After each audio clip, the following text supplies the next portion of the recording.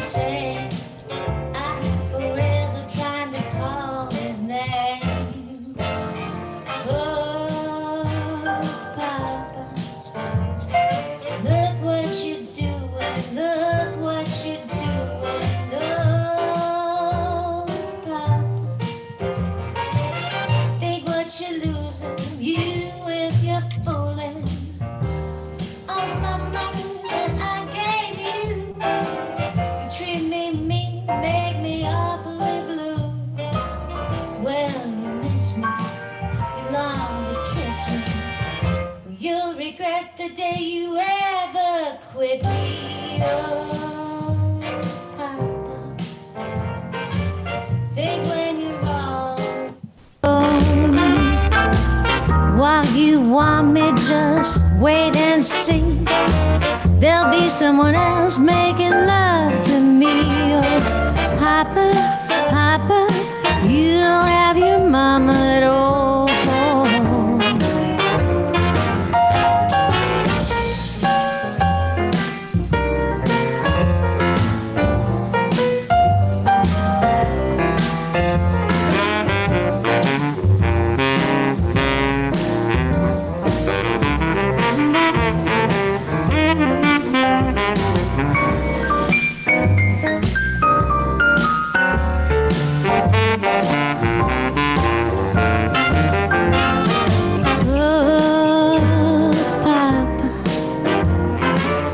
What you're doing, look what you're doing, oh, Papa. You with your fooling, think what you're losing. All my loving that I gave you, you treat me mean and make me awfully blue. Well, you miss me, you long to kiss me. Will you regret the day you ever quit me? Oh, Papa, think when you're all alone. Why you want me, just wait and see. There'll be someone else making love to me. Oh, Papa, Papa, you won't have no mama at all.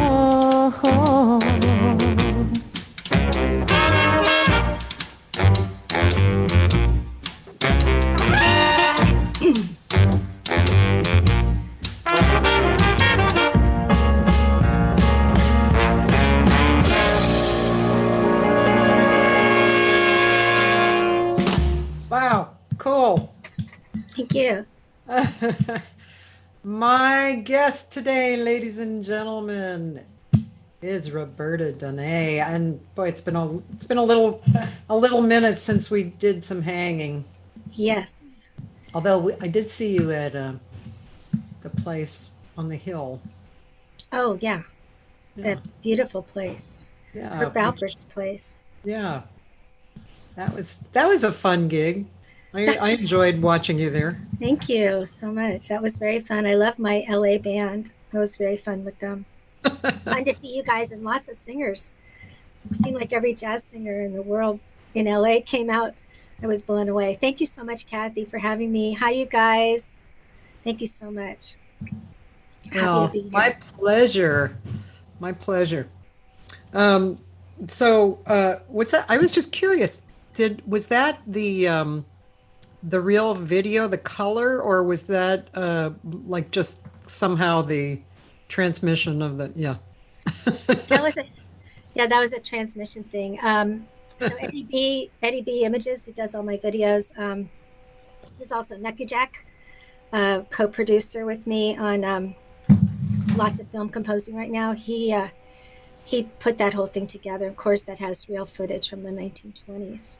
My favorite thing I just want to say about that recording is, besides my band, we're all playing live, by the way.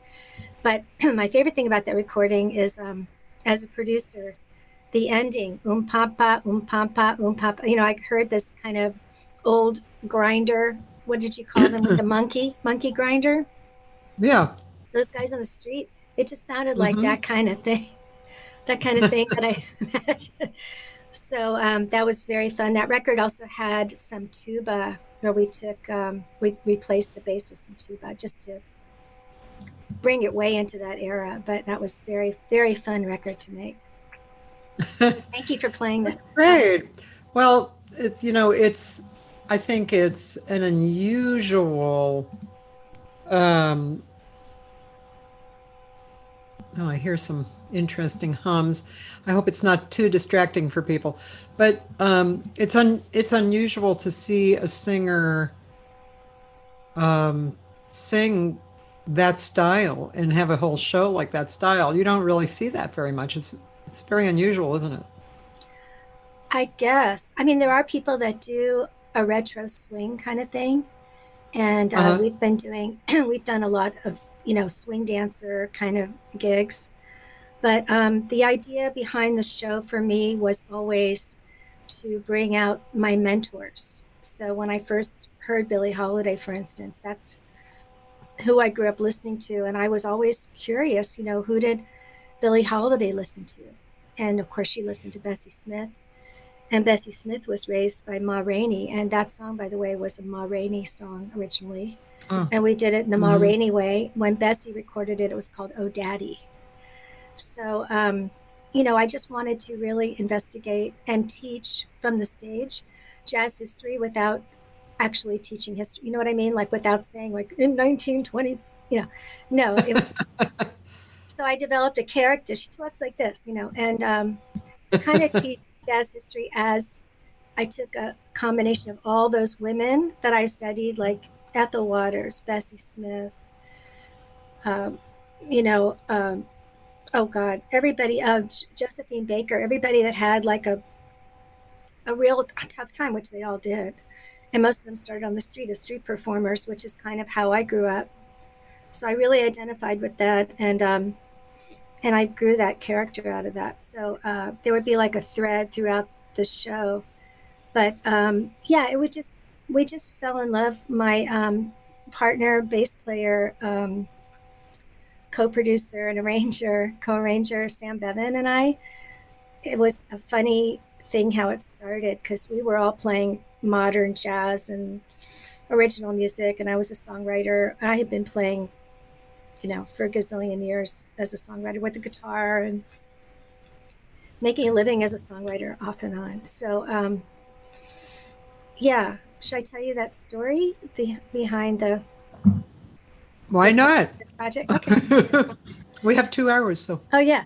So a friend of mine, friend of ours, was getting married, and he was getting married at a club we had played many times in San Francisco. And he said, "We're doing this. The music can't be after 1939. All the music has to start in the 20s and go all the way up to 1939, but it has to be in that era." And I wasn't really, I went to my music books and opened everything. It was like 1940, 1942, and so I really started to dig, and I found all this music, and we put it together real quickly to do this wedding. And of course, some of it was in the wrong key, but something magical happened that night where everybody was dressed. It was the Art Deco Society people, and they Yeah. all go everywhere dressed in the 1930s, And Uh-huh. anyway, something magical happened that night with the music, and what it Mhm. was for me and Sam at the end. We both were like, wow, what was that? It really had to do with the era, and it had to do with these hidden gems of songs. So I decided to go ahead and do some more digging and see if I could find obscure music. And Yeah. the idea was, can I find, public domain music that's free? So I don't have to charge the public. I could just record something and give it to them. Yeah. So that's how the whole thing kind of got started. So, and then, well, let's back up a little for you because I want to get a picture of how that approached. So, you did you grow up on the East Coast? Yeah, I grew up outside of Washington, D.C. We Okay. were in Hyattsville, and then my family moved to Bowie, Maryland. I found out later that's where the racetrack was. And that's why my dad wanted to move there because he was a bookie for a while, and he loved to bet on the horses after work. So kind of grew up on the racetrack a little bit. And Yeah, real interesting, time. I ran away when I was a kid. I started working when I was 14 and I had to earn a living. I was told by the age of 5 that I had to have a career and pay them back. My mother was she kept an accounting of what she spent on the kids and she wanted it back. And I was Oh like, my God. at 5 years old, I was like, what can I do? I'm 5 years old. And so I remember seeing this Wow. Dick Van Dyke show where they had this, they were always putting guest stars on the Alan Brady show, right? And they had Yeah. this swing singer. She came out in a little swing skirt and she sang on the show and she was a terrible singer. And I thought, well, I could do that. I'm better. It's like I was like, as a 5 year old, I was already singing jazz and I thought I had a repertoire already, 200 songs or something. So I just thought, so I would go, I'm a singer. I would tell everybody, singer, I can sing. And so that's very unusual. Wow. And then, yeah, that must have been definitely stressful and left a few marks in your universe. So I mean, to run away when you're 40, I have a little experience with that too when I was younger, but not quite that young. But Oh, I didn't run away till I was 16, but I was working. I okay, started working because I knew I had to get out of there. And so my dream was to go to music school and I wanted to be like, I don't want to be one of those kids that was given, lessons. And that was my dream, but that didn't happen. But luckily, I met a guy at 16 who taught me guitar and he helped me buy a guitar for like $50, and he came and he was 22 and it's a long story, but he loaned me a guitar. I stayed up all night and then he came to pick up the guitar in the morning and I'd been up all night strumming and I was writing a song. And so he came in and said, "Oh my God." And he put me in his band. So within 2 months or 2 weeks, I don't know, I was in a band like immediately and earning money, they were paying me money. I couldn't believe they were paying me to do this music thing. So that's what happened. That's how it all wow, got started. So I started in the interesting. clubs without any lessons, and Yeah. I taught myself off the radio really how to sing.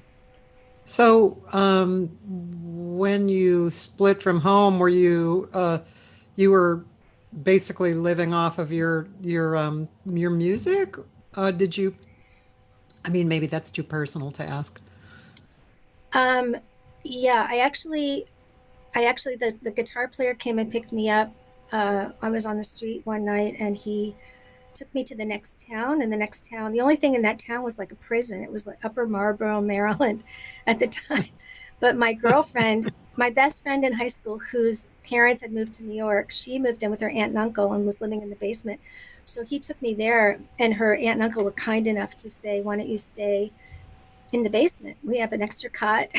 And then she would drive us to school every day. So I had a ride to school back and forth. I was so fortunate. And it turned out that my parents didn't call the police, or I would have been put in one of those Yeah. cells for kids, that they don't let you out.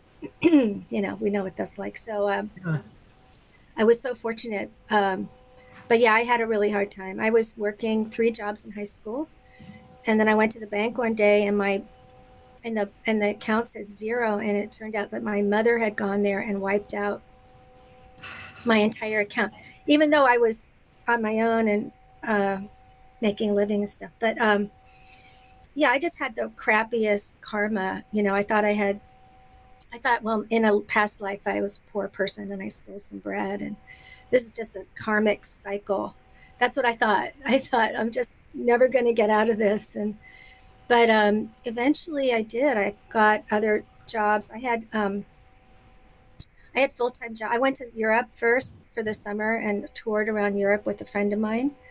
And then I came back to DC. I actually worked a bunch of jobs downtown, and I worked when I came to California too. I had like 8 in the morning jobs. I'd work till 5, come home, change my clothes, go out and play a gig, and that was every day.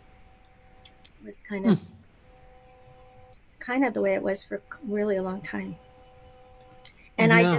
Have my to. dream was to be a songwriter. I didn't think I was good enough of a singer because I didn't sound like the people I heard, Nina Simone and Billie Holiday and Ella, the voices, these rich, beautiful, deep voices that I heard. I just didn't Yeah. have that voice. So Uh-huh. I'm a good writer. And I thought, well, I could make a living. So I really went after songwriting. Did you And enter this songwriting community? yes, I did. In fact, when I got here, I was the only girl at the songwriter not the conference, but they would have these things once a month, I guess, and you bring your songs in and play. And I was actually the only girl Mm-hmm. there with the guitar, the only girl. And the guys would be like, "What are you doing here?" I was like, "I'm a songwriter." Um, but I was very lucky, and I started writing. I mean, I was writing jazz, kind of. I don't know. I was playing all kinds of weird. My first music that I recorded was kind of a jazz fusion, which is so weird, you know. And then I went backwards. But my first pop song that I wrote was picked up for Whitney Houston's second record. So Wow. that was that was kind of the, you know, it didn't make it to the record, but everybody Yeah. was started calling me for songs, and Mm. people that I had seen that wouldn't talk to me were suddenly Roberta Donay, my best friend, calling me on the phone from LA, Wow. that was that went on, and I had a lot of songs picked up for a lot of artists. I had a song recorded at Motown for another artist. Hal Davis was the producer. So there's a lot of things that happened. I wasn't really sure. I didn't have any business music background. I took copyright law class from an attorney. That was about it. And I didn't have a manager. I didn't know what I was doing. So I was picked up by a record label, and I had no idea, like no clue how to ask for, like, could I get a development deal, or just, you know. Yeah. So at some point, did you realize how to do that?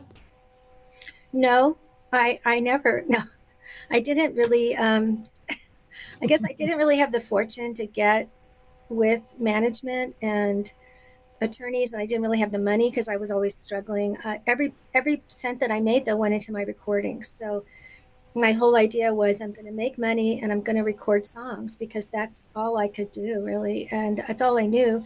And I was lucky. I would just hire the best musicians in town. I would find studio musicians that love to record. So um, that's that's what I did, and I co-wrote with a lot of. I found a lot of other writers, and I was able to co-write. One year, I wrote with 10 different writers. So I was kind of in Wow. training as a serious songwriter, and then I got signed to a publishing deal, and that was the beginning of where I actually made a living for a while as a songwriter. So film and TV, Mm.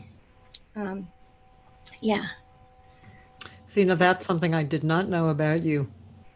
Mhm. And there's a big song that you wrote that got picked up by a lot of different organizations and such. What song was that called? So I wrote a song called One World. Mhm. I wrote it in 1994. It was actually for an original show in San Francisco, done by us, SGI, Buddhist organization. We were doing something for the United Nations. And because the UN Charter was signed in 1945 in San Francisco, so in 1995 was the 50th anniversary, and there was all this buildup to do all these things. So I became the assistant music director of the show.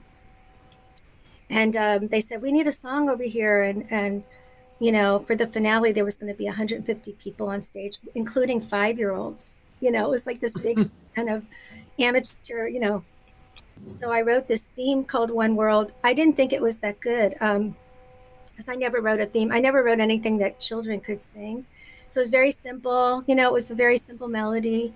When you got to the chorus, I didn't think much of it. And then the next year, the song exploded. And then it went on. It went to Japan. It got toured by Menon Orchestra around Japan. Then it went to other countries. And yeah, that was probably the biggest surprise. Because it was so simple, or Because it was not my style. It wasn't anything to do with jazz. It had nothing to do with the blues. And I had been writing a certain style. My characters, like in the TV shows, that where my songs were playing, they were like suicidal girls, girls with lots of angst.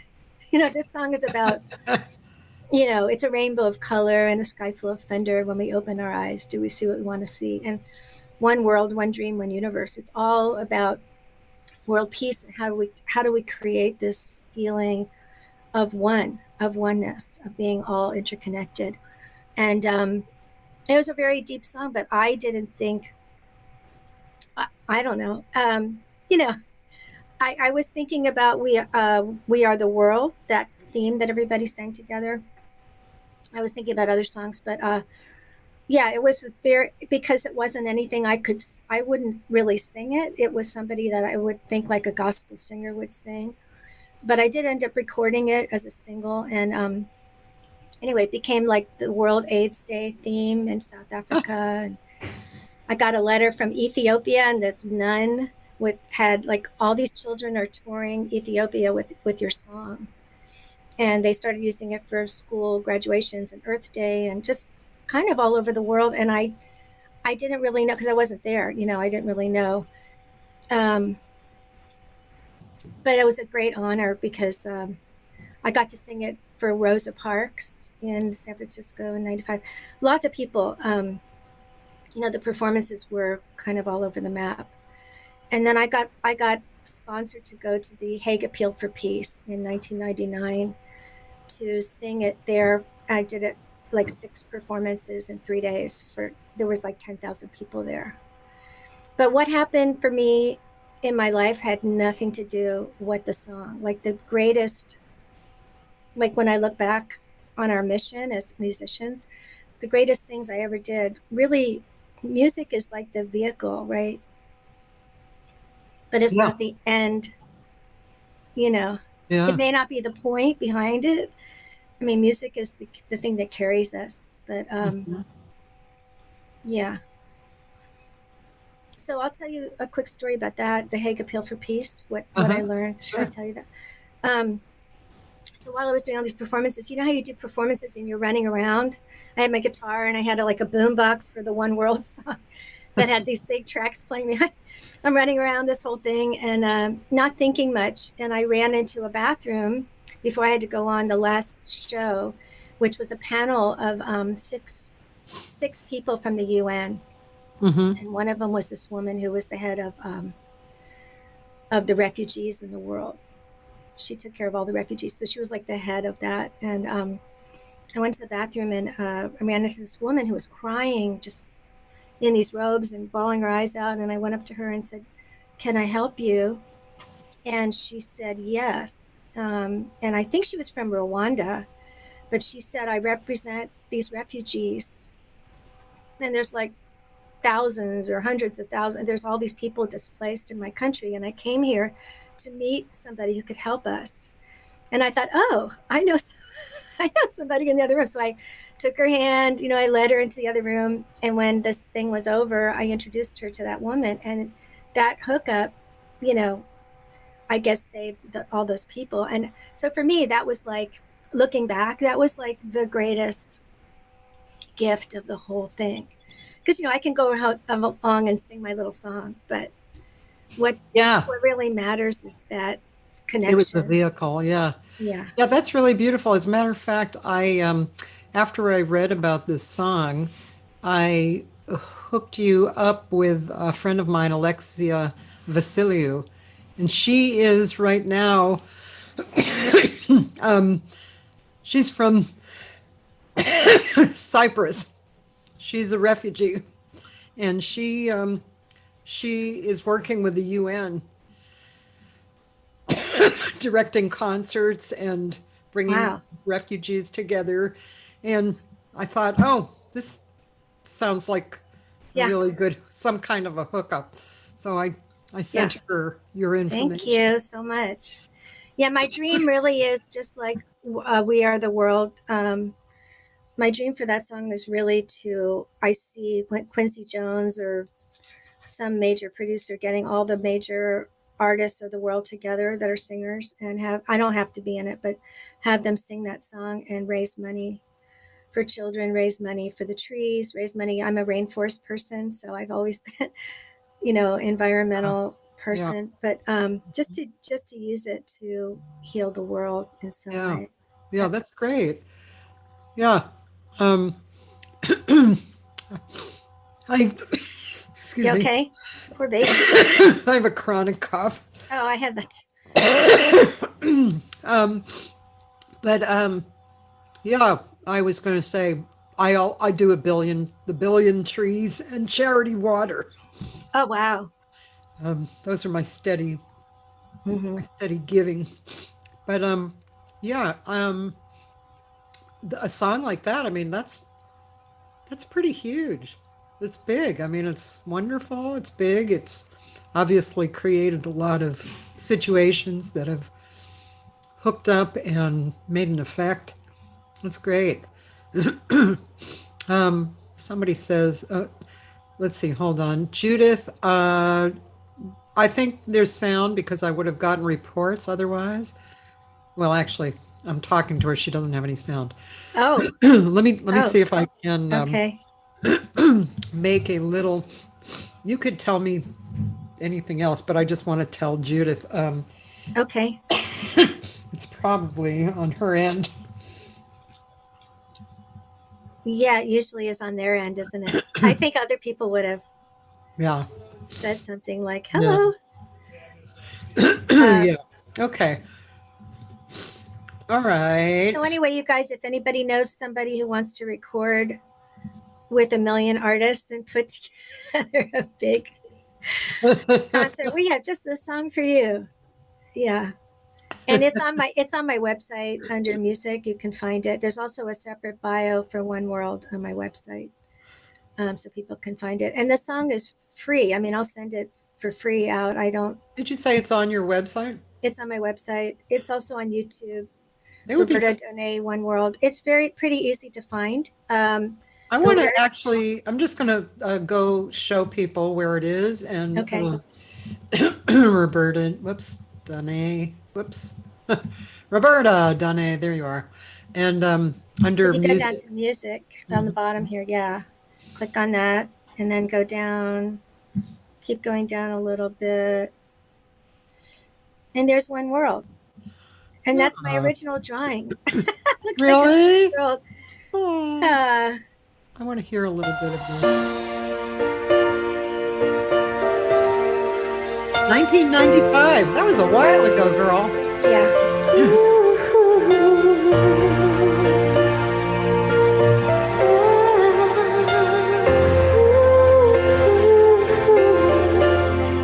It's a rainbow of color in a sky full of thunder. When we open our eyes, do we see what we want to see? There is only one planet that circles the sun that we all call our own. And in only one moment, we all decide we can change our destiny. One world, one dream, one universe, one dream, one piece of unity, one hope, one love, one family, one wish for all humanity. We can live every border if we stand up together. With compassionate hearts, we can strive for equality.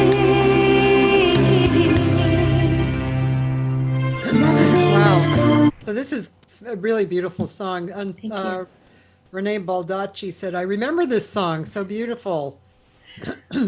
Yeah. And Sandy, I sing with a jazz choir to raise money for kids in grade school to learn music. You should sing this song, Sandy. She'd give it to you for free. Lots of kids sing this. I think one of the biggest the realization that people heard the song. I was singing in San Francisco at, like, there was a ton of performers on this one show, and there was a group of students from Japan that had come, and I think there was maybe, I don't know, 20 to 50 students in the audience. And I sang that song and they rushed the stage crying like they knew the song. Like, Really? oh my God. Oh my And God. people's reactions, especially kids, their reactions to the song in schools, I heard teachers would call me and say, we started off with this song as part of our, hour lesson, and the kids wanted to sing it all the whole hour. They just want to sing it over and over again. And I thought, wow, that's the prayer behind the song, really. That's, for them. It's for the future. So Oh, that's really beautiful. it's good to see the future that way. It is. It's, it's a battle right now. Especially right now, because the future is Battle. really hard to see. Total battle. And Yeah. every day when we chant for that, ideal, what we Yeah. want to see, which is what the song's about. Right. Yes, you're a Buddhist, right? Yeah, You've been a Buddhist a long time. pretty long. Yeah. I think about 10,000 lifetimes. Don't remember them all. That's so long. Don't ask me. Don't ask me about that. That's really long. It's kind of Um, long. It's a long time to sit, Kathy. Really tired of sitting, Not just kidding. It's I hope this lifetime is going to shift a little. I don't know how much, but I feel like it's shifting a little it's bit up. shifting. I think it's going to shift big time Yeah. starting January. I think that whatever planetary stuff is going on, I think that human beings have to learn the lessons, right? And people have to learn lessons, whatever they are, Yep. to take care of each other, to take care of the planet, because we're the stewards, really. I mean, we don't have that much power. I read once, I'm like a science geek, and I Uh-huh. read once that this era that we're in is actually scientifically the time of insects and bacteria. That's like the Really? biggest thing. Yeah. Like in the universe right now, that's like the big thing that's happening. So human Huh. beings, we always think everything revolves around us, and No. not necessarily. Well, I've been reading a little bit and watching him, Ray Kurzweil, the guy who actually developed the Kurzweil, and he's an inventor. He's been an inventor and a writer, and he's a super heady scientist. And so this book he wrote about the singularity is near, which talks about artificial intelligence coming in and really becoming a huge presence in our world. And he keeps talking about the exponential Right. growth, which Yes. doesn't. It's not like on a timeline, of life moving along.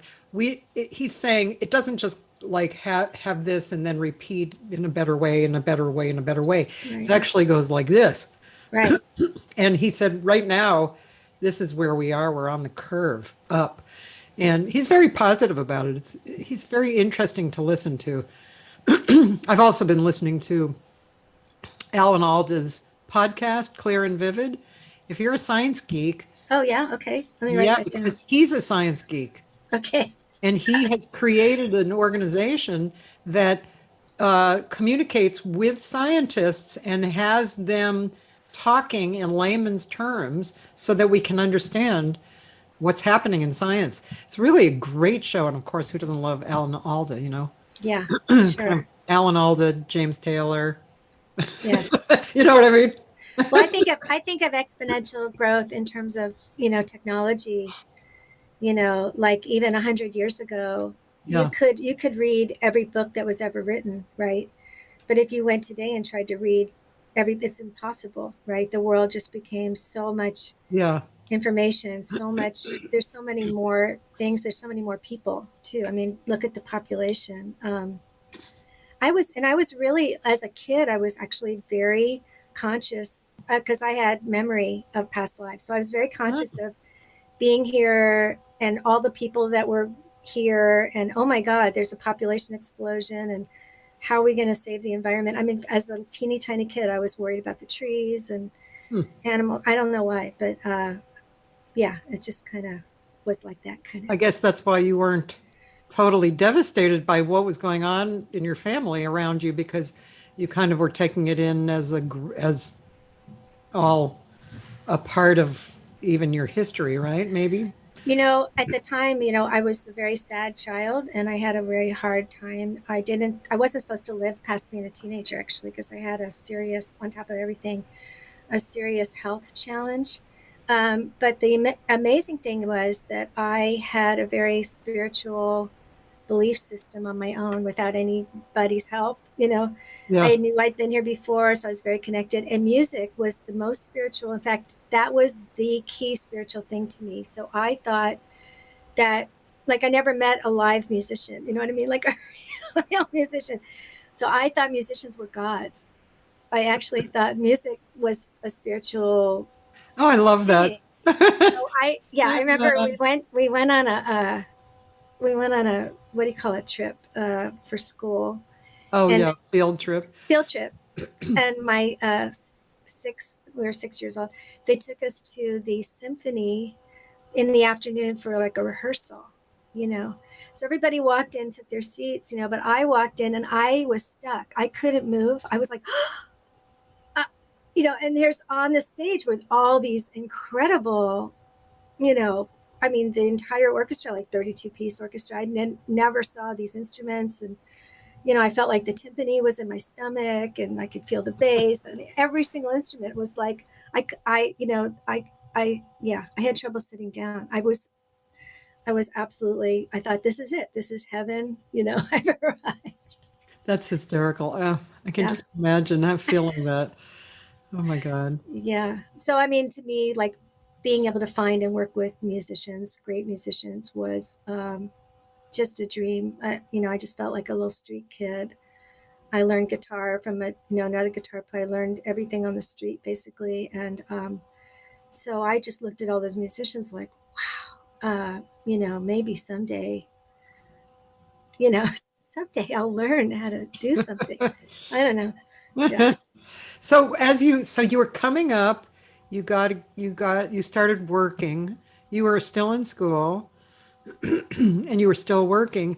And so probably something, I'm guessing something as you were coming into your 20s, there must have been like something different that happened. Yeah, I mean, like I said, I was actually singing all through, all of since 5 years old. So I was always singing in school. If there was somebody who had to sing something, I actually won.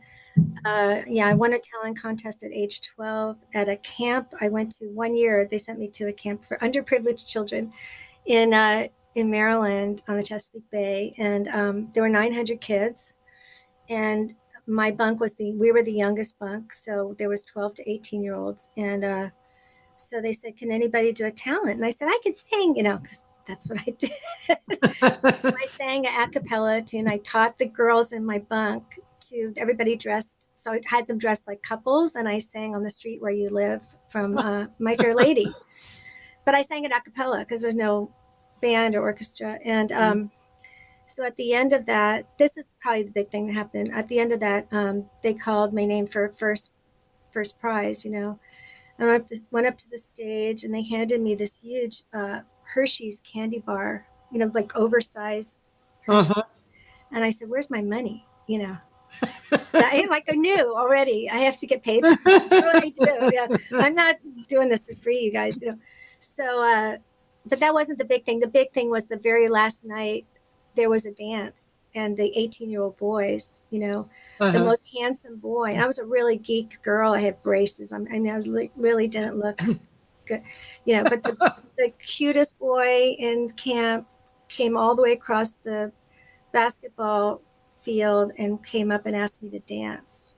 Oh boy. And I thought, okay, this singing thing this could be a good guy, right? Just like guys go into rock and roll to get chicks. I thought, well, this looks good.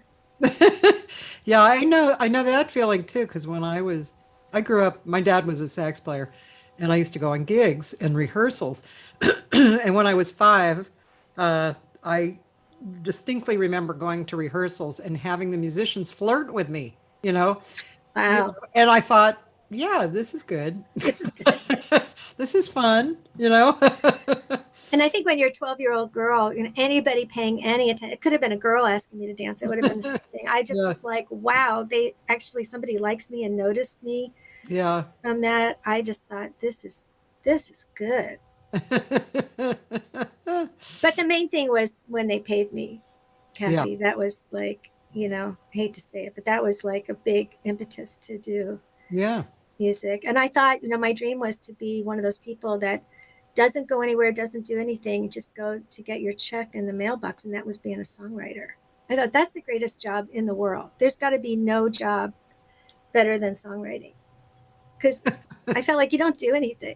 What do But you were doing something, you were writing. I was writing. I was an obsessive writer. I wrote every single day of my life until I hit menopause. And then I woke up one day and went, I don't have anything to say. Isn't that weird? But I wrote every single day. I started when I was, I think, 8. I wrote a book of poetry. So I was writing poetry. In the back of the class, I was that kid, sitting there just writing poetry. And I didn't really do anything else Uh-huh. Cool. except sing, listen to radio. Yeah. That's okay. Focus. Um, so let's see. I was talking, I guess it was Kendra Shank, but amongst there's a few people who worked with Bob Duro, and always interesting stories. I mean, who else was talking about it? I think yeah, Bill Goodwin, the drummer, he was also telling me he worked with Bob, and I mean, just lots of people worked with Bob. But you did too. You did. What did you do with him? Backup singing, or did you? No, I actually did a whole album with him, which is well, it's five songs. There's some originals that he had never recorded before, and he wanted to do kind of a throwback to what he had recorded with Blossom Dearie, because Blossom Dearie was one of his Yeah. best friends, and he loved her sound, which is maybe why. But I had recorded a couple of his songs on the What's Your Story album. So this album with him is not out yet. Oh, okay. 'Cause The didn't I producer, see it? you Didn't saw you saw one song on the title page, which is "Baby It's Cold Outside," which is the duet. So if you go to the front page, you'll see. Oh, You have no. to, you have to hit. You have to click on news. Click on that. This one, yeah. News. Click on the record, actually, Oh, yeah, okay. and it'll come up. If you go down, there's the story, and if you keep going down, I think the video is no. Well, the story is there, but yeah, on the video page. Sorry about that. There's the video of that song. But basically, what happened was I was a huge Bob Duro fan. There it Mhm. is. Oh, yeah. Okay. Yeah. I actually met Bob Duro first at backstage at the Hookers Ball. This was a ball put on by the prostitutes in San Francisco. Yeah. Huge ball. I mean, thousands of people went, and my band was downstairs. I had a huge joke because we were the only ones wearing clothes. Everybody was, there was like a bondage room across the, from where we were. And this guy comes backstage with a ponytail and a suit on, and he walks backstage and he says, I really like your singing, in his little Texas accent. And I said, well, what's your name? He said, Bob Duro. And I go, the Bob Duro? And he goes, you mean you know who I am? Like, oh my God. So that was way before I recorded with Oren, and Oren Keep News asked me, are there any songs you want to record? And I said, I want to do some Bob Duro. And so we did Devil May Care and Small Day Tomorrow. And he called Bob Duro to get permission. He said yes. And then when we sent him a copy, Oren told me later, he said, Bob Duro called me and said this is his favorite version of Small Day Tomorrow that's ever been recorded. And I said, no. Like, there's no way. I don't believe that. I just thought I Yeah. thought Oren made it up, Yeah. But it turned out that Bob Duro opened for Dan Hicks. Yeah. And I was with Dan Hicks and the Hot Licks. So we did a couple of tours together. And when I met his wife, that's the first thing she said. He said to me, he says he listens to this every day, 3 times in his car, every single day. So she said that to me, and I was like, oh, okay. So that's that's what happened. So when it came time for him to do this record, the producer called me, and I didn't even know it was Bob Duro's idea. I thought it was the producer putting us together, but it's Yeah. just me and Bob. The whole recording is just the two of us, and hopefully that will be out soon. We hope. Well, I look forward to hearing that. That's going to be good. Yeah, the two of us singing together, so much fun. He was, you know, and I have to say one thing. The one of the nights we stayed in this little motel, we recorded right near Nyack, New York. I don't know if you know Yeah, where that is. I do. And we're at this little place where all of us used to stay. We had gigs there. And I said to Bob, hey, you want to go into town and get some sushi? And he goes, what's sushi? So, it was like, he was like a country bumpkin. I got to drive to Pennsylvania and rehearse at his house before we did that recording. So, he was really like a country guy. Yeah. And innocent. I mean, so brilliant, right? Bebop guy, beatnik era, but innocent in a way that I was, really, really loved. Just so honored to work with him and be with him. Yeah, that's cool. Yeah.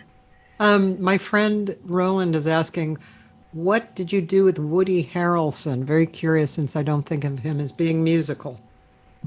Oh, so Woody Harrelson actually had a partner. So when my record came out so it was Soul Reverse. It came out in 1998. Woody Harrelson was rehearsing or was recording, I guess, in the same studio I was, called Studio D in Sausalito, California. And so I ran into him a few times, and I ran into him at the gym, even, because there was just like one gym in town we all went to, and I guess I'd been introduced to him, but I asked him one day, hey, would you like to be on my show in between shows? I have like 2 sets. I have a CD release coming up. It's going to be at Sweetwater, which everybody knew Sweetwater. That was like the big place, and I've been playing there for years. So Woody said, yeah, I'd love to. And so, and then Joel Jaffe was the producer, and he said, don't tell anybody because he won't come. And I was at the gym working out one day, and Woody's across the room, and he goes, hey, Roberta, I can't wait to play that gig with you at Sweetwater. I was like, whoa, you're supposed to be this thing and whatever. But he was he's actually a great musician, plays guitar and sings. And his friend that he was working with, I think his name was Jerry, forgetting his name. He played and I guess wrote songs together. But anyway, that night he invited Sean Penn. Did Sean Penn know he was going to be?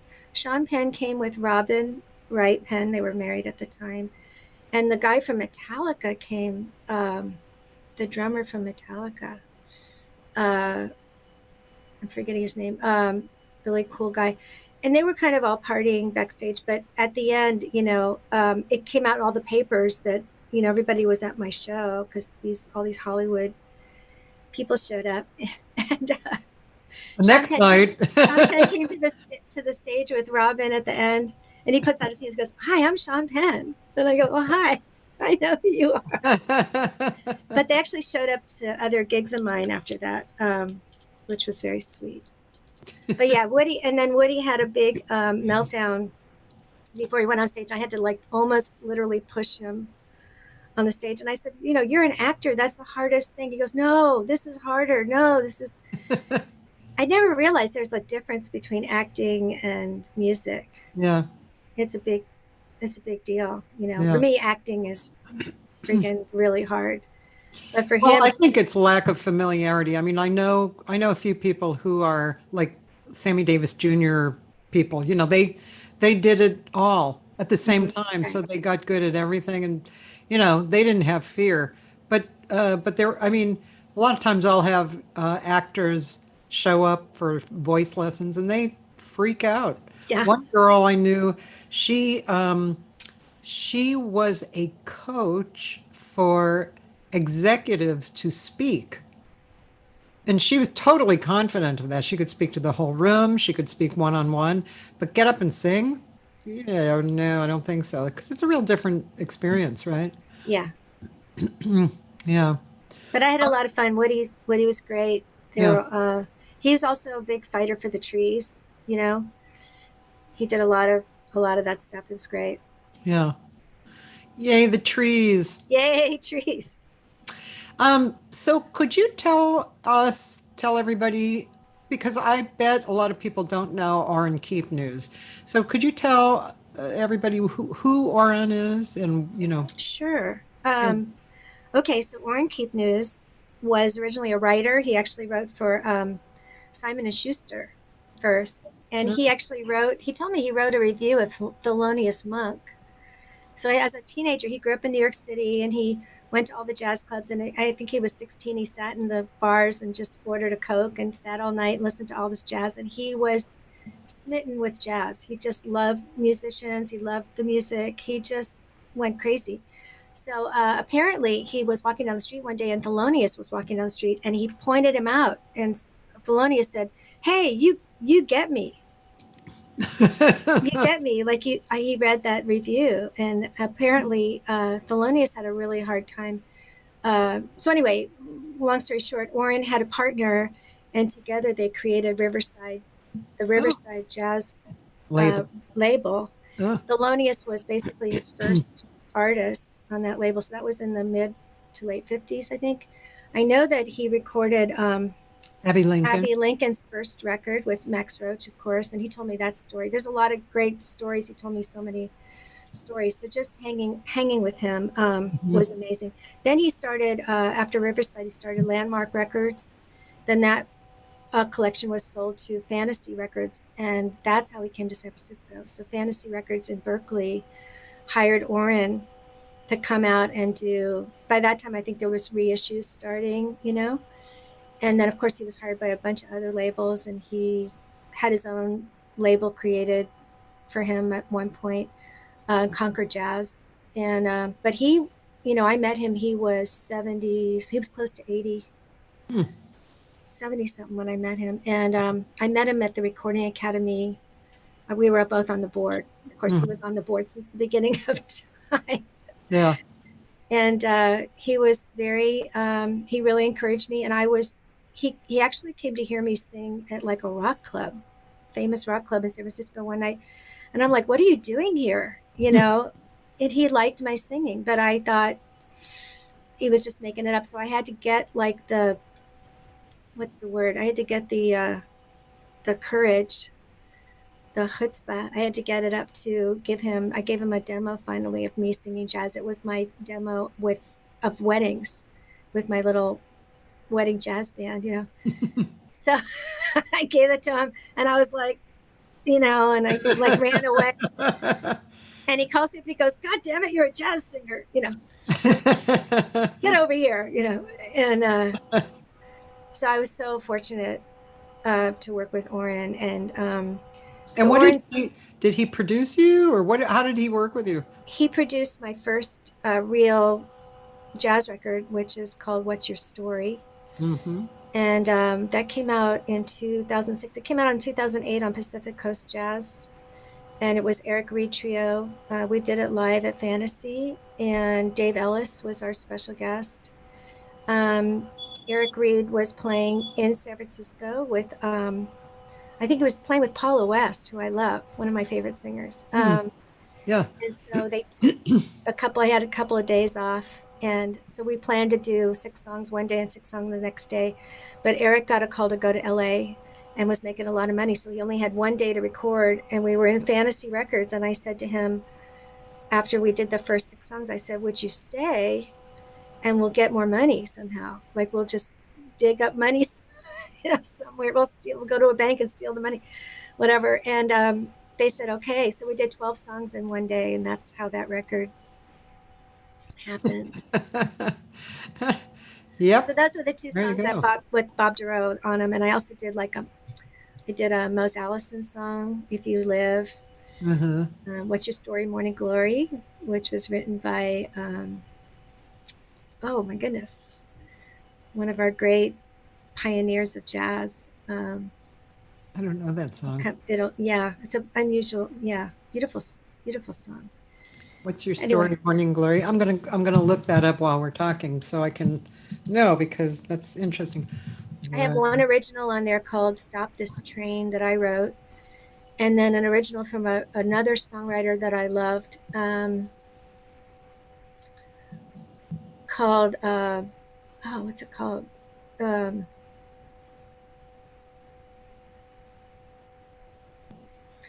I have to look it up. Great song, another great song. was it the song by Paul Francis Webster? That one? No, are you? I just looked Oh, under what's your story, Morning Glory, and I mean a lot of people sang a song called that, like Ella and Mary that's Lou the same. That's Williamson. it. Mary Lou Williams. She wrote Yeah. it. He wrote it. Oh, she wrote it. Yes. Oh, I see. Okay. All right. Cool. That's an interesting story. Thank you. Um, and what was I going to ask you? Oh, well, my friend Michael Deek. Do you know Michael Deek? Anyway, he said No. Oren was Bill Evans' producer, Yes, he and was. Bill wrote an anagram on Oren's name, a person I knew. Wow. Yeah, Oren, a lot of people's careers started because of Oren. So McCoy Tyner, Jack DeJohnette. I mean, I was at Yoshi's with him one night and we went backstage and those guys were backstage hanging out. And Jack was like, "Hey, remember that? Remember that you let me do this? I wanted to do this weird thing with a recorder and you came to my house and you brought all the gear in my house and just let me record whatever I wanted. And remember that?" And whenever I went anywhere with Oren, of course, I would meet these incredible, he took me to hear Tommy Flanagan for that was our first time out. And I just fell to pieces because Tommy Flanagan, oh my goodness, played with Ella, just the most beautiful piano player. And he was like 94 when I saw him at Yoshi's. Anyway, Oren just was kind of my mentor in jazz. He said, "I'll teach you."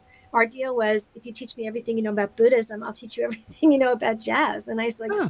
"Sure." I mean, what I know about Buddhism is like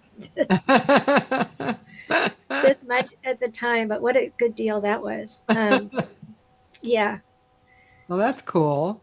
Yeah, I introduced him to his wife, the Martha Egan, who's a beautiful. By the way, I'm wearing a Martha Egan original here.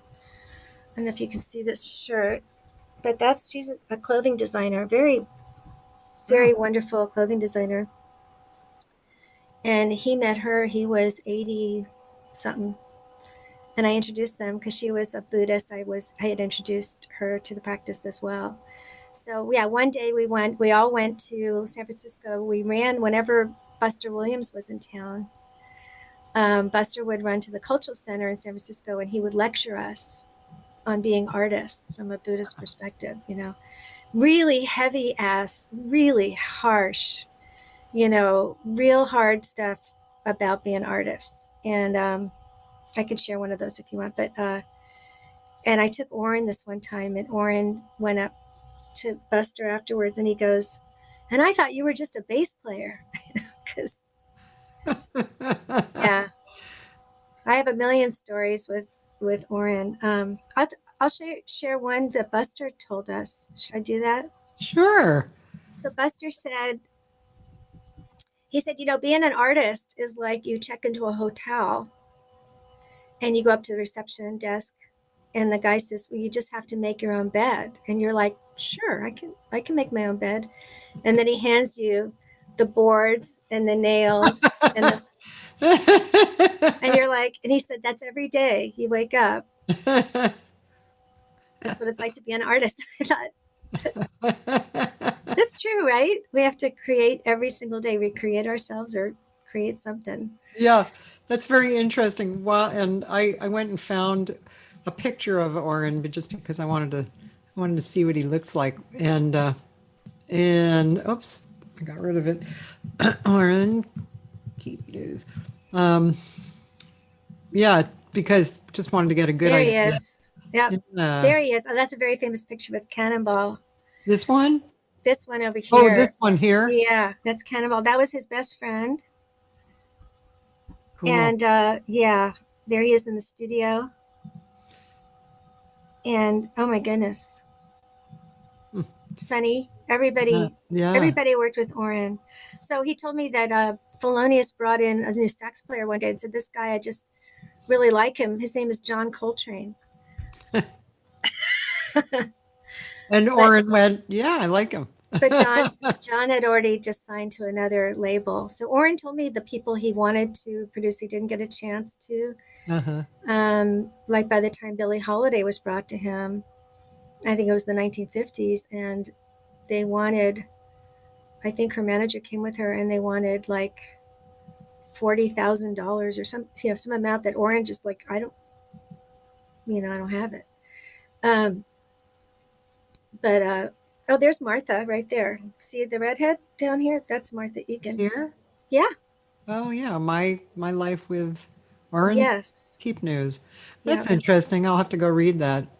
And here's Wesla Whitfield above that with Mike Oh yeah. Greensill. And Mike Greensill has a show on every day on. I know at three It's o'clock or great. something, right? Yeah. So Oren produced 14 of their records, 14 records. Oh wow. And yeah, and He's a that very was nice great. looking person. Oh, he was really gruff on the outside, like like if he didn't like you, oh my goodness, he,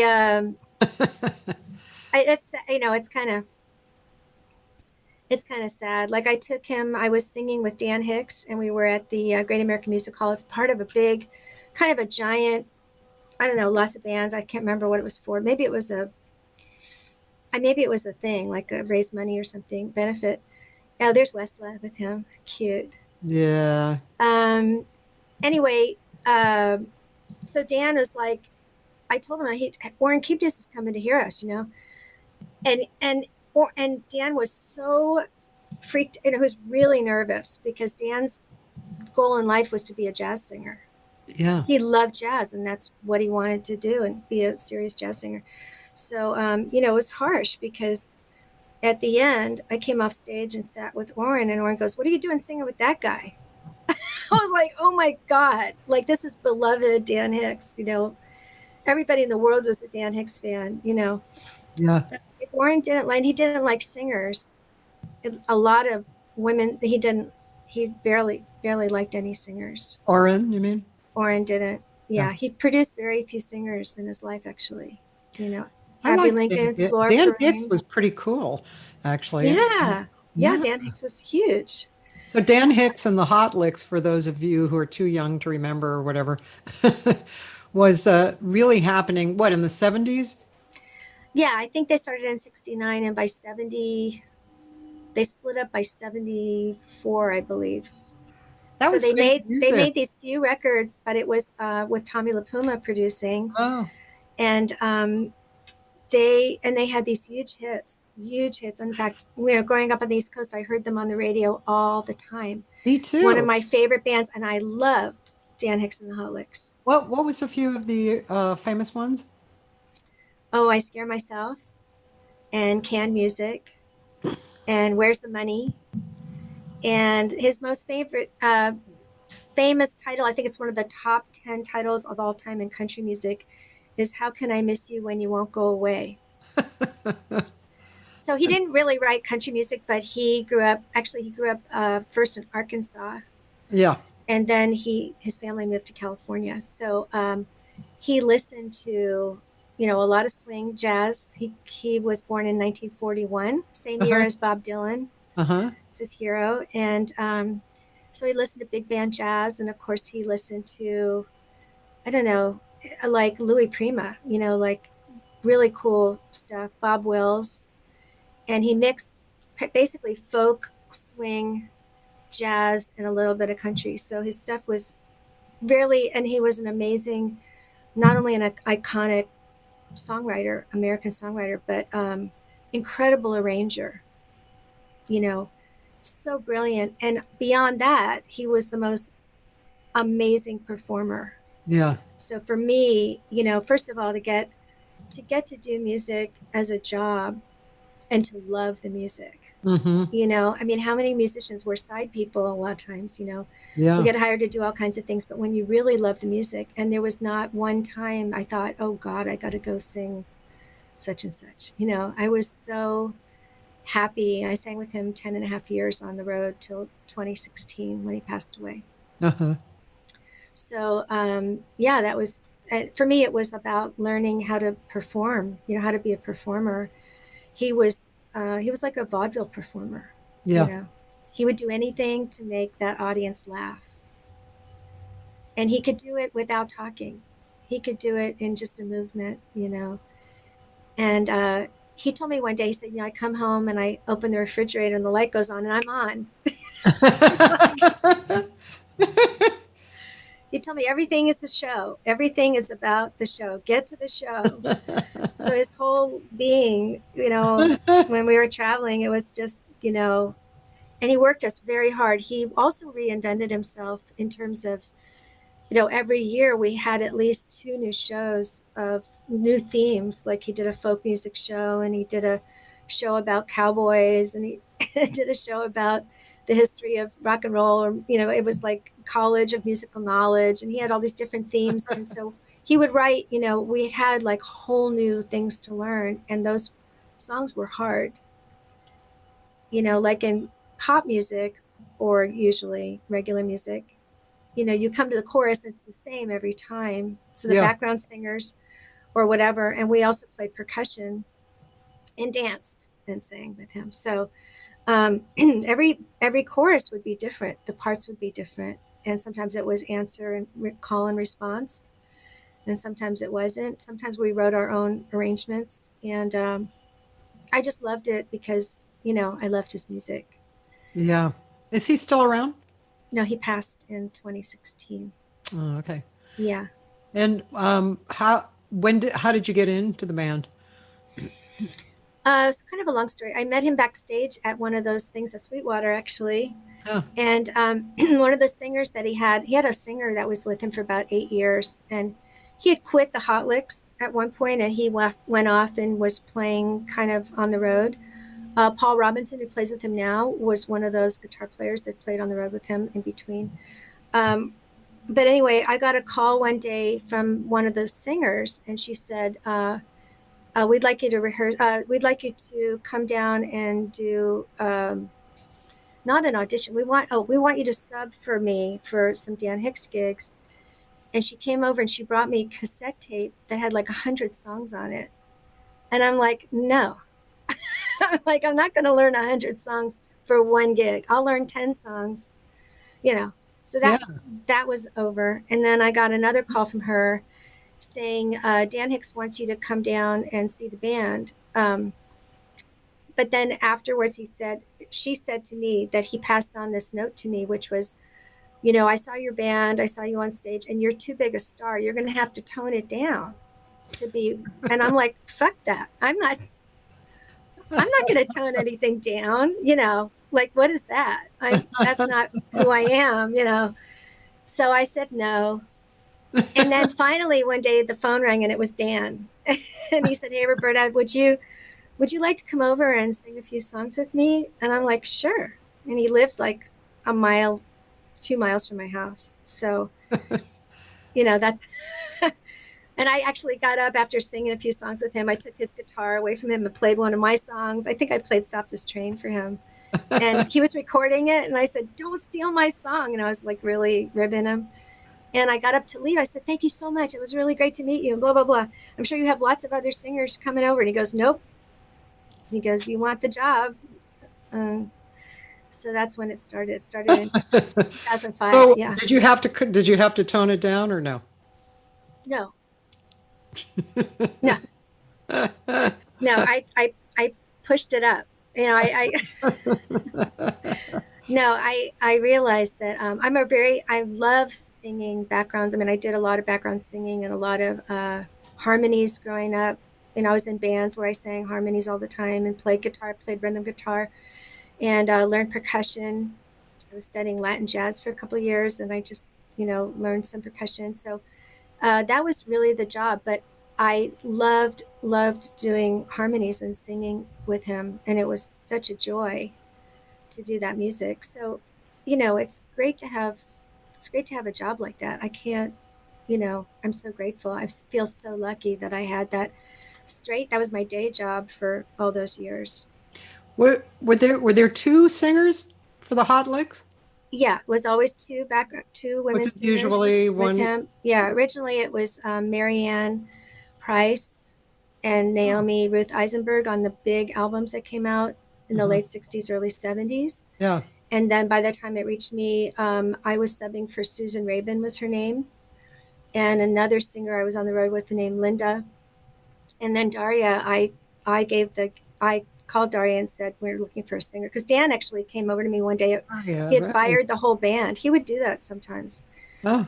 He could fire the whole band on the road and leave guys like on the on the side of the road. Oh. Not often, but I heard, yeah. Yeah. But he came up to me after a show one day and he said, you and me, we'll just be us. I'm like, no, because the parts were written for three singers, and no, you and I could do it. And I'm like, no, we got to get another girl. I didn't want to tour without another female, Yeah. you know. So I called Daria, and she didn't want to do it, but then we convinced her, and she was great. Yeah, I had a really good time. I wonder if I met you through Daria. You came to a Dan Hicks show, and we met each other backstage, I believe, after. I So it might did. have been. Yeah, it That could have must have been been. a long time It ago. was a long time ago. Wow. Yeah. But Yeah. you and I stayed in touch after that. I remember every time I came to LA, I think I Yeah. called you and I saw you doing workshops and I was really interested. You were doing. You did a workshop or two for me, I didn't did one workshop. you? Yeah. Yeah. Yeah. Yeah, it was really fun. I Yeah. really I really applaud you, uh, Thanks. Kathy, besides being a fabulous artist, and I love your latest record. Um, God, I love that record. Thanks. Straight Ahead to the UK. Yeah. Mm-hmm. Beautiful. Thank you. But I was so impressed as an educator what you do, what you do for the jazz community and what you do for the world is a big, giant. I don't know anybody else that actually does what you do. Oh, So thanks. I really want to thank you. It's Thank like you. amazing. Thank you. The workshop thing, that was, so let's see. It's been about 20, let's see, 20 years or so, that I've been doing workshops. But in the first bunch of years, like I'd say 10 or 12 years, that there was kind of a different vibe going on in the world. There was less teachers online too. And so, and I was doing, God, sometimes I would do like eight workshops a month, which was two different ones on the weekends. And my husband has been with me like 19, 20 years, and he was always so generous and okay with me having People over, people walk through our strangers house. walk Yeah. in your door. Yeah, and but I have had the most interesting, cool, wwonderful clinicians come. Besides me teaching, I would have people like yourself come in from out of town, put them up, or I can't remember if I did that in those days, but since I moved into this house, I did, and sometimes get them a gig. It was really but I loved it, and the students who came to a lot of them really loved it, and they got so much out of seeing different people teach because we all share the same perspective, right? We see something and we know what needs to change, but we tell it in a different way because of who we are and our life experience, right? But it's pretty fascinating. I love that aspect, of it's one world. It's being human, right? We're all human. We all have the same stuff, and yeah, I was talking about that the other day. Was it yesterday? No, a few days ago. So somebody, I'd have to Sorry, I'd have to think about this for a second. It wasn't Paulinho. It was Bill Good, Victor Orlando. That was who it was. So Victor Orlando, he's a great percussionist. He and I were talking about in our younger years that we had both tried to kill ourselves. And when I did, I got blessed with being sent to this hospital that had all age, both women and men. And that totally changed my life for the better because I understood that I was not alone, that everybody on the planet has the exact same stuff. We're all made of the same thing, but we exhibit it differently because we have these individual lives, but we're all the same. And so, yeah, so the one world idea of your song and how it's spread so successfully is very understandable to me because humans do recognize that, hey, we're all humans, we're all the same. Yes. Yes. And I think for me, anybody who's young and wants to study anything, music, science, Yeah. language, whatever it is, it's such a beautiful time. And to me, it's always about the youth as the future. So anything that we can do to help the youth grow and Yeah. succeed. Really looking forward to the youth voting this year, Yeah. stuff like that. I think that we need to listen a lot more to the youth in general. And so anytime there's an educational thing going on, I'm like, for somebody who didn't really go to college or learn it that much, I did it on my own. But I really admire people that are educators, Yeah. teachers. And, it was a teacher who first encouraged me as a writer. I had this one teacher in school that put one of my poems, sent it into the state poetry. I won a state poetry thing. Oh, cool. So, if it wasn't for certain teachers, I probably wouldn't have written or continued on. So I think I think we have a lot to do with that kind of stuff. Yeah. Yeah. Sharing. We do have a lot to do. Cecily Gardner sends her love. Hi, Cecily. Hey, girl. Cecily, my girl, she knows everybody. I always joke about it, but it's really true. Anywhere I go, anywhere, Hmm. she always knows somebody. And I thought I knew a lot of people, but nope.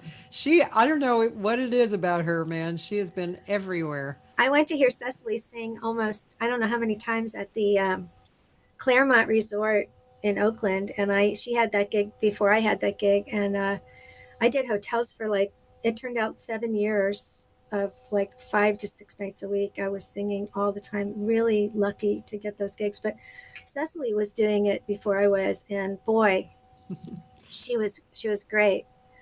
So I really really look up to Cecily. Yeah.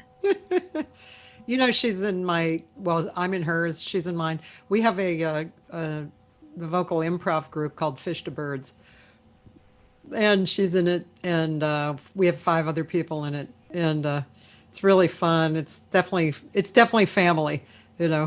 I thought you guys were acting too. Do you not do Well, skits or not something? per se, Oh, but we do. But there is some acting involved. But it comes out kind of as improv acting would come out with singing and music. But yeah, I would say we do use it, but not strictly. wow. Hey, I want to put a plug in. Is that okay for a friend of mine, Kay Kostopoulos? No, of course. Speaking of educators, she teaches. She developed an acting class, a form of acting. I don't know what it's called, but she developed that. She's also a jazz singer, and she was originally a belly dancer, international belly dancer. And but anyway, she teaches at Stanford University, and I got to go to some of her acting classes, and boy, oh my goodness, that's one hell of an educator and such a brilliant woman. So I'm so grateful for my girlfriends, that teach me so much. And she's one of my, thank you, Kay, for being in my life. That's so cool. Yeah. Actually, I'm going to plug two people right now. I really should plug it at the beginning or the end, but anyway, I wanted to plug Alexis Cole's organization that she created. It's called jazzvoice.com or Oh, .org. yeah. I saw that. Yeah, and it's really cool. It's people like Roberta and I, and more famous people. Teaching online. It's a very cheap membership, and you get to see all these. You get into classes, workshops, and it's a wonderful community. So that's jazzvoice.com, and also somebody who you know as well, Sunny Wilkinson. She's started to do these kind of interview sessions every 2 weeks. So next Monday she'll be on, and she because she's my friend and she didn't want to interrupt my thing, she made her show at 11 o'clock Pacific Standard Time, so I could do mine at 12. So Oh, that's a good friend right I there. know, isn't it? She's so cute.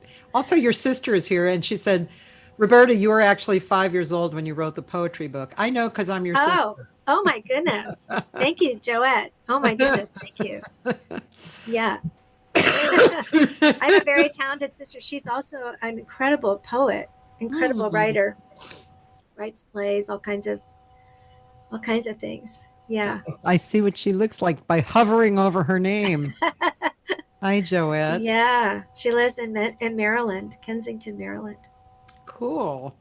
Yeah. Um, and I know you didn't think it was well, you liked other things better, but Mark Baldrige said he liked your 2019 Tiny Desk contest. Oh, it's concert. Thank you. Yeah. Thank you, Mark. My goodness, you're the only one that watched. No, thank you so much. I have a Fish to Birds one. If you want to see Fish to Birds in action, it's actually kind of good, I'd love to. It's fun. Yeah, We it was thought a we should be on. fun thing to do. Yeah, fun thing to do. So I did want to share some of the projects I'm doing right now. I'm very fortunate and grateful to be working right now.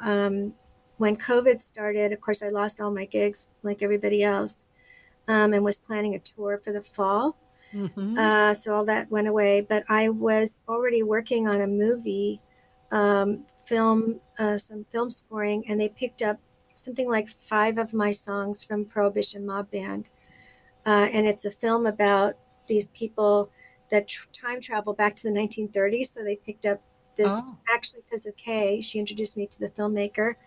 And they just did a little premiere, I think, on Sunday. oh, So it's almost out. And then, so we finished that. And then we've been doing another film, which is a feature documentary. I think it's about 90 minutes. And I think that's slated to come out next year. But Nicky Jack and I have been writing a lot of cues. They already had some music in the film already. But, a feature is a lot of music. I didn't realize that at the time, but wow.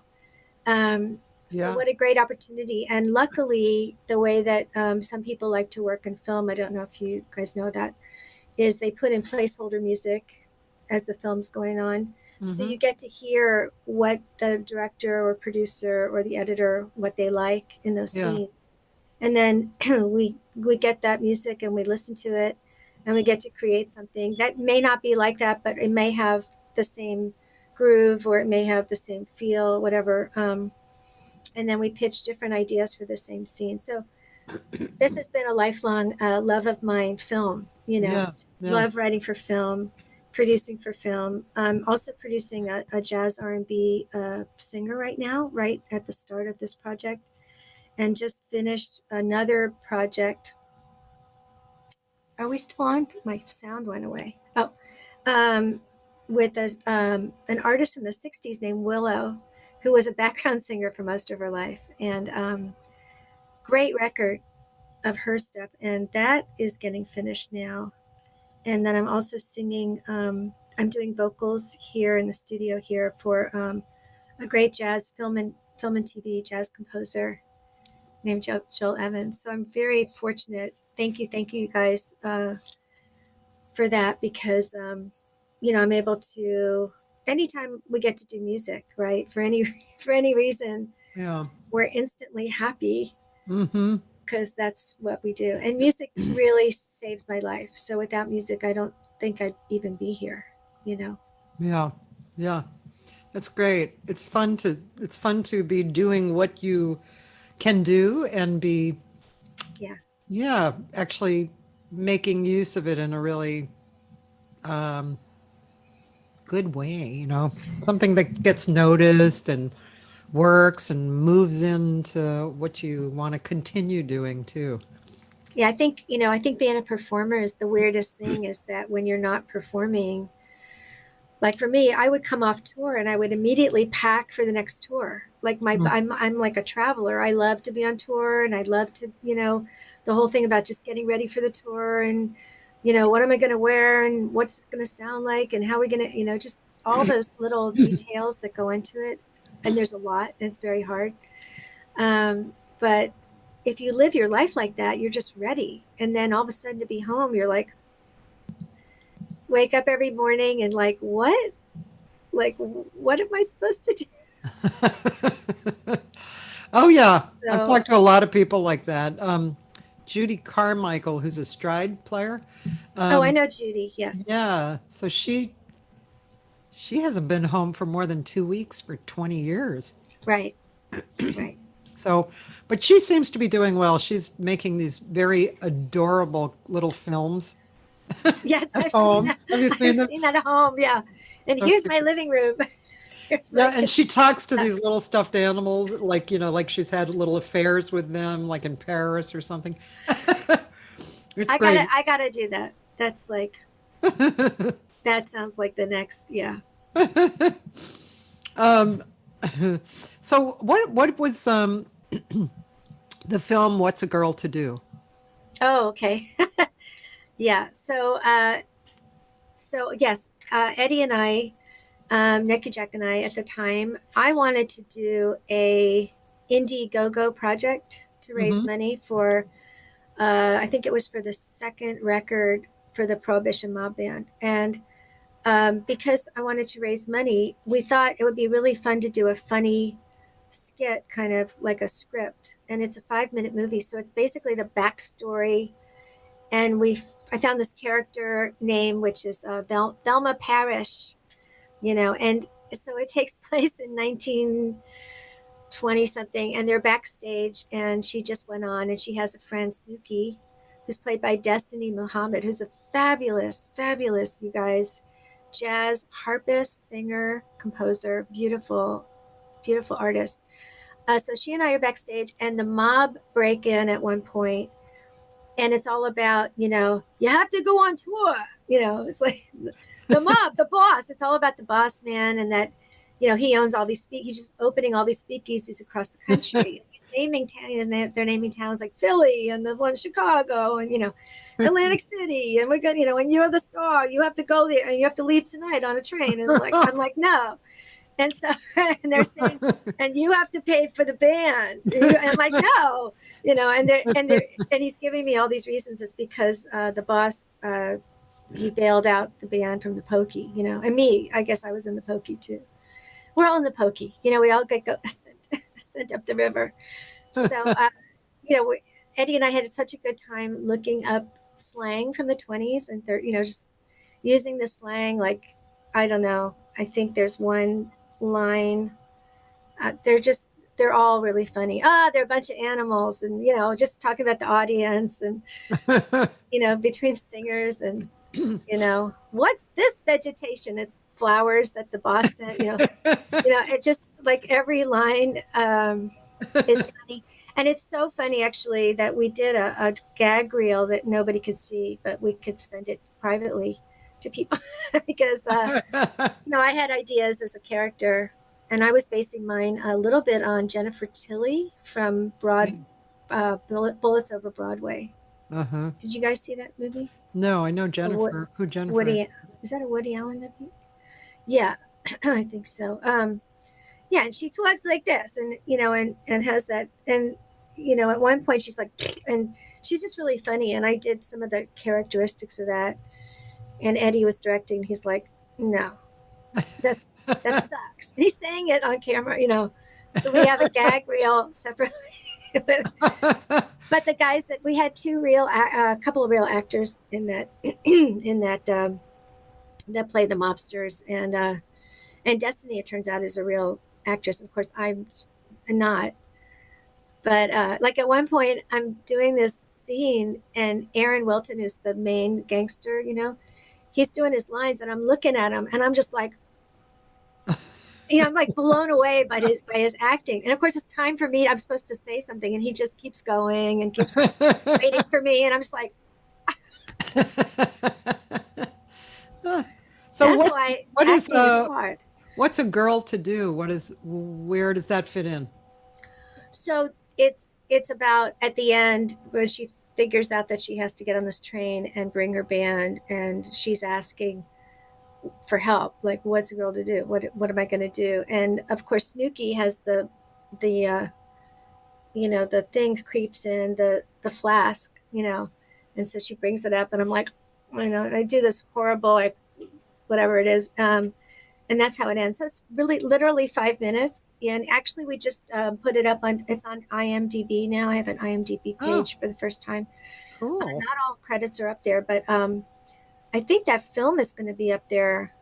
I think it might be up there, but it actually is on YouTube. You can go, What's a Girl to Do, Roberta Donay, and see this little 5 minute, and all the music is in the back, of course, is the Prohibition Mob Band.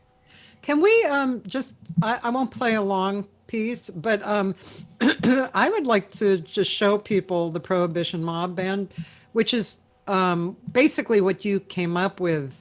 You came up with this idea, right? To have it, the Prohibition Mob Band, right? Mm-hmm. Yeah. Should I just go to this and go here? Sure. Or videos or something? Any of those 3 records, or you could show that Up a Lazy River it won't show the band, but it would be fun to see the band a little bit. Why don't you do Mama's Gone Goodbye? This one down here, the next one down. Yeah. Okay. Yeah. Because if you live. You haven't seen her with this band, you should, because it's really wonderful. Here we go. Thanks. To show a little bit of this. 1, 2, 3.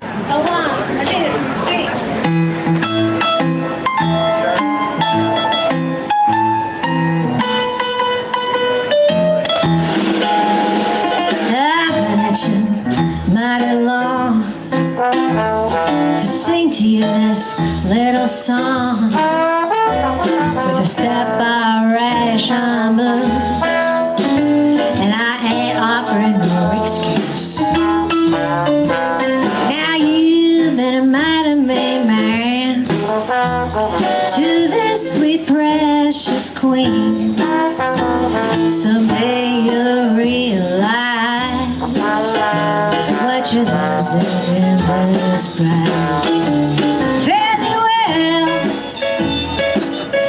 Mama's gone goodbye.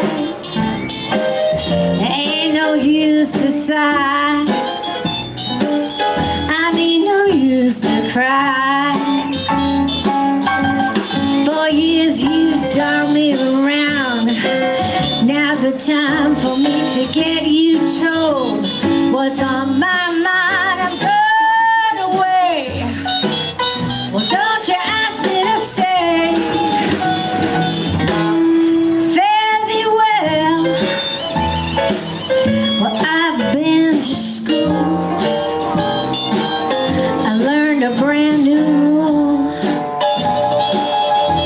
Now I ain't no one's fool, no, not much. I'm gonna get me a man who will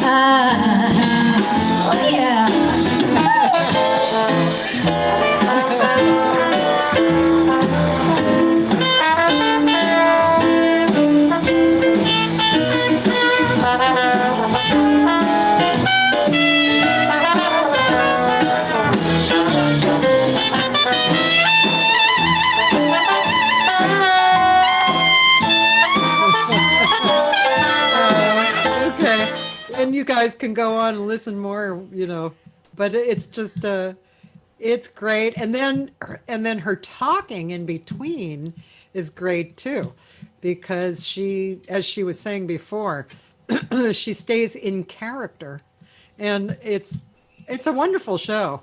Really Thank is you. wonderful. Very Thank you. unusual and great. Thank you. It's the most fun I could have. So, you know, Right. actually, after being a band leader, being a band leader is one of the hardest jobs I think of all time, especially if you're on tour. Yeah. Being a band leader, being a guitar player, writing all the songs, being the front person, all that.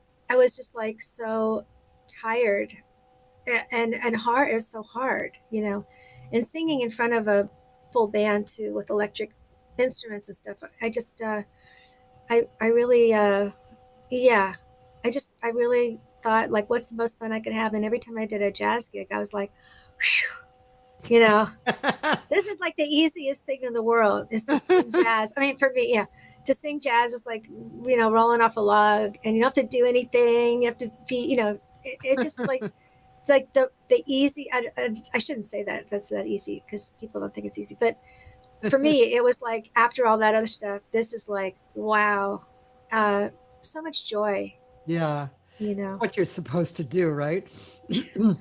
I think when you're doing what you're supposed to do, it's supposed to be fun. Yeah, it feels like that. Cecily says, is that Des Claiborne? That's Dizon. Yeah. And that's Sam on bass. That's Rich Armstrong on trumpet and cornet there, and Mike Renta on trombone, and that was Lee Bloom on the piano Cool. in that gig. Yeah, Yeah. Cecily said she loves you in that band.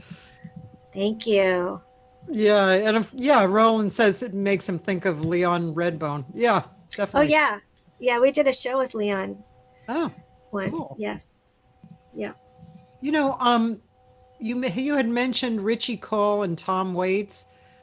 Did you sing with them, or was that just listening to them? Or So I grew up in around DC, and I went to this. I used to go to this club in DC all the time, every night for a long time, called Harold's Rogan Jar. And Harold's Rogan Jar was actually an after hours club. So you walk down this very steep stairs, and they didn't allow white people to come in there, but Richie got to play in there. So all these artists, after their gigs, all these jazz guys would go there and jam till 4 in the morning.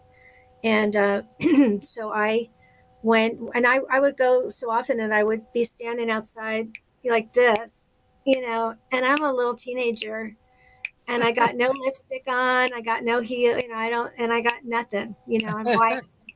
And the door guy would go like, okay, just sit in the back, don't let them see you. I wrote a song about it called Harold's Rogan Jar.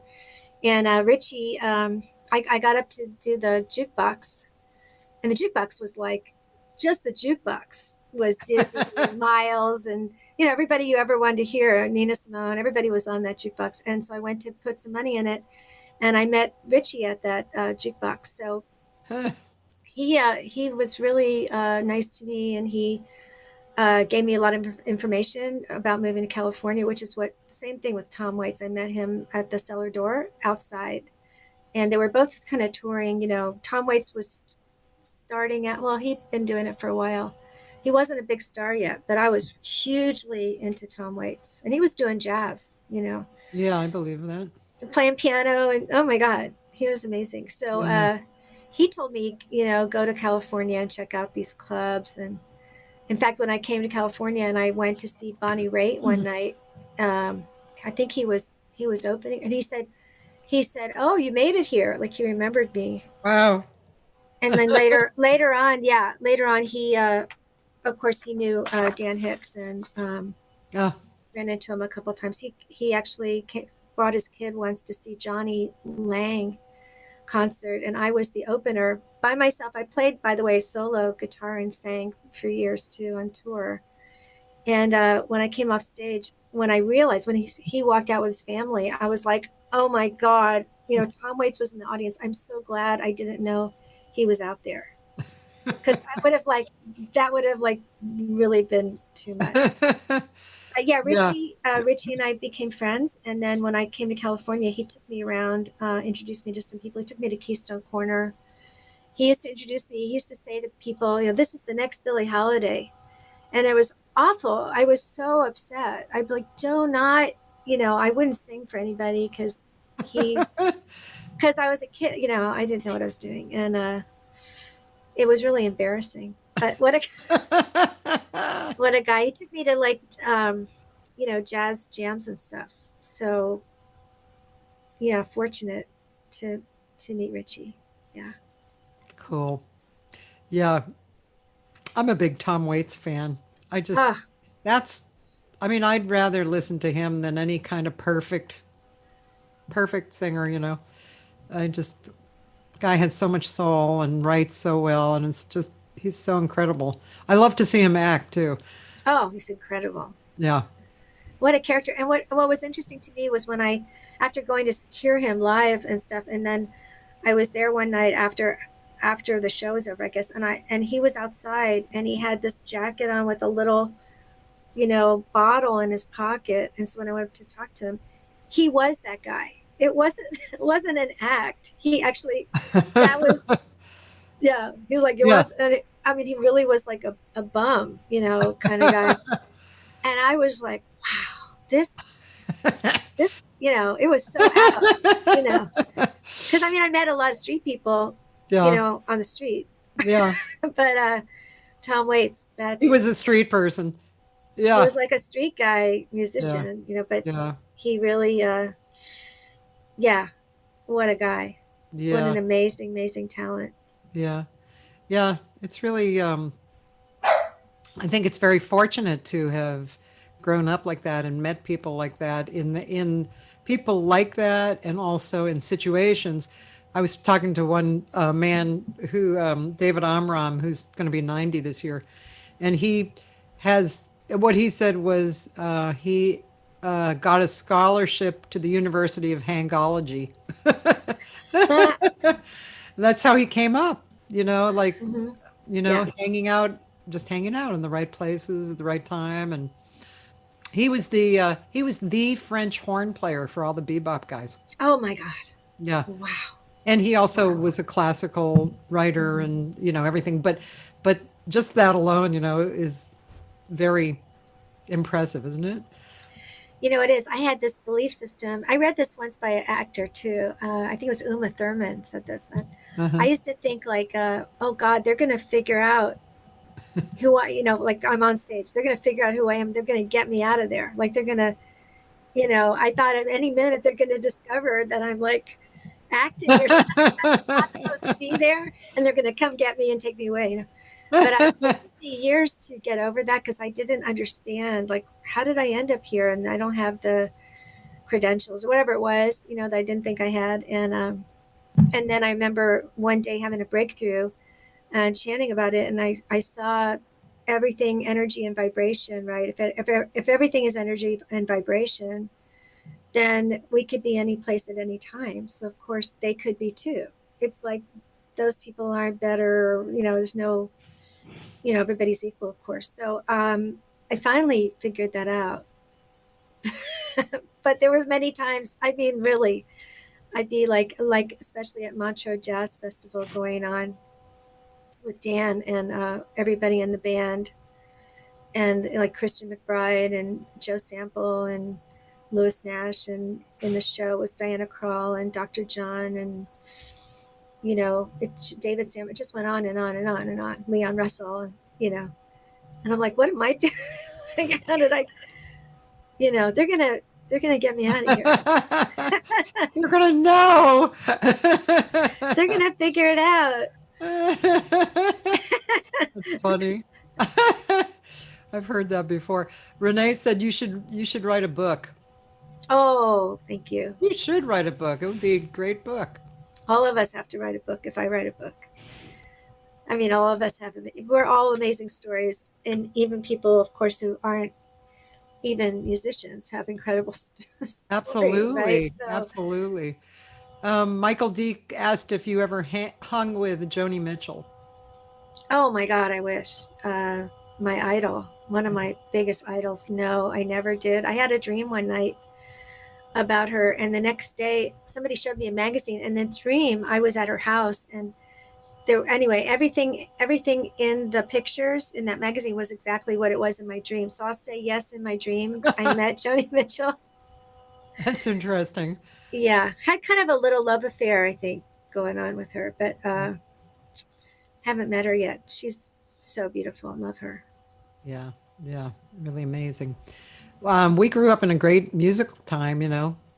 Yeah. We were really fortunate to have the experiences that we had and just come up with so much great music all around us. I mean, wow, just so much.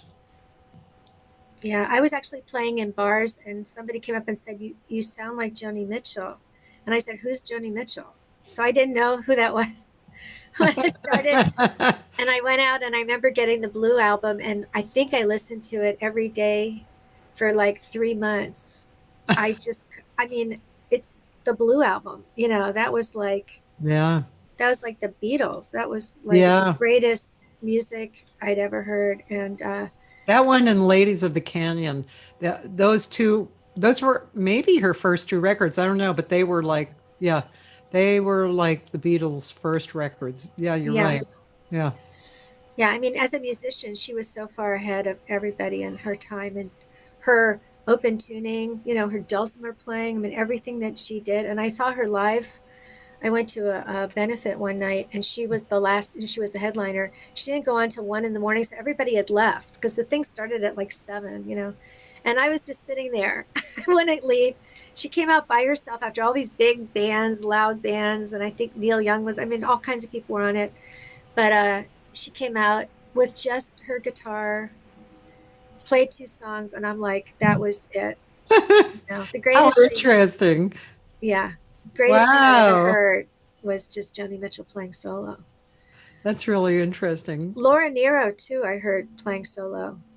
Yeah, well, Laura Nero was, Oh, Laura she was Nero. she was the hero at the time as well. And I have to say one more, Blossom Dearie Uh-huh. also playing solo. Yeah. Wow, wow, Blossom Dearie. And I got to see Etta James at the Stud, which was a gay bar, a gay club in San Francisco. I was the only woman in that bar with her singing, and that was, yeah. I'm very grateful I got to hear the people, and Abby Lincoln, of course. Of course. I have Yeah. a great. You want to hear an Abby Lincoln story? Should I tell you real quick? Do you have time? Do I have time for that? Oh, you're frozen, Kathy. Love to. Oh, I Hi. think. Yeah, we were frozen for a Oh, minute. frozen for a minute. So I used to go see Abby Lincoln all the time. I mean, all the time. I frigging love Abby Lincoln Yeah. like nobody's business. I just thought she was, everything. And as a composer, oh my God. So Hmm. I used to do her songs, and so she was playing at this tiny, tiny little club in Albany, which is near Berkeley. And I think maybe you could get maybe 20 tables in there, maybe not, maybe 10 or Oh, whatever. wow. So we all paid, and we're going in for the first show, and we're sitting there, and she has a bass player and a drummer and a piano player. And apparently, I think the drummer and bass player were maybe on the road, or she knew them, but the piano player was new or some filling in.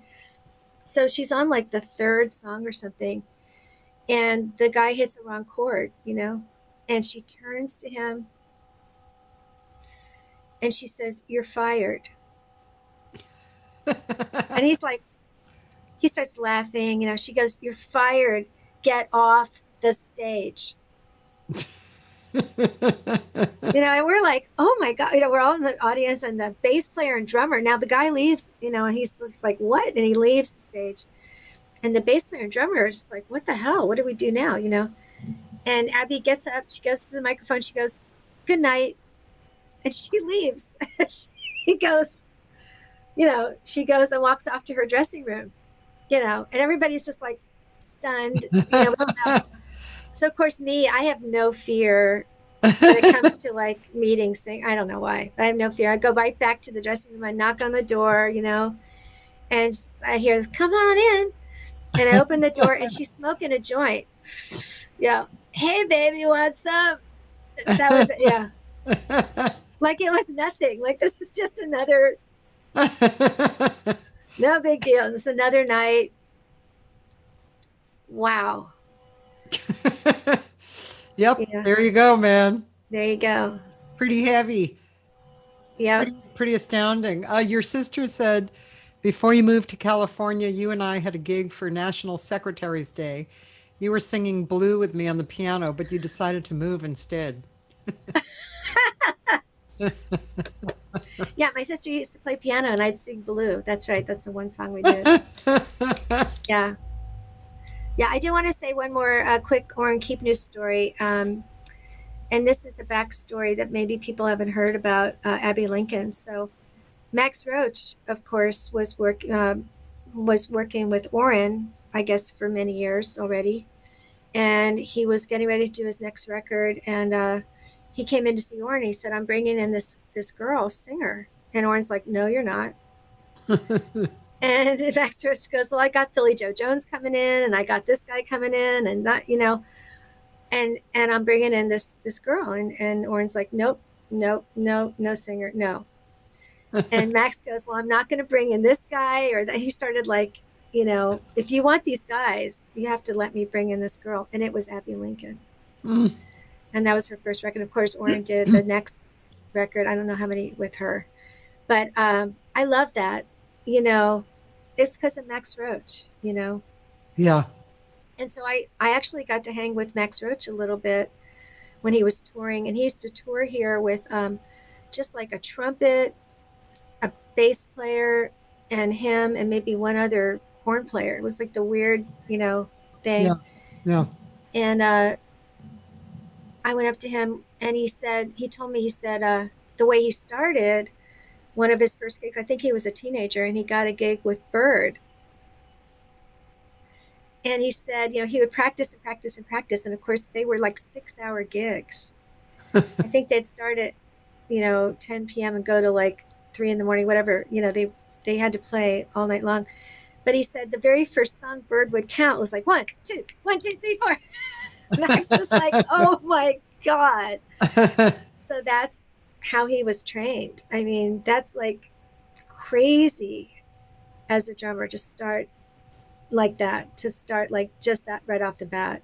Yeah. So I Yeah. love the Yeah. There were so many amazing people in that day. And I was talking to Bill Goodwin the day before yesterday, who's a really fantastic drummer and has a huge memory of what the things that he's done and the people he's worked with, which is endless. And he's a great drummer. I don't know if you know him, but he's really great. And he's Max Roach, all that style. It's kind of we talked about that a lot because he also has worked.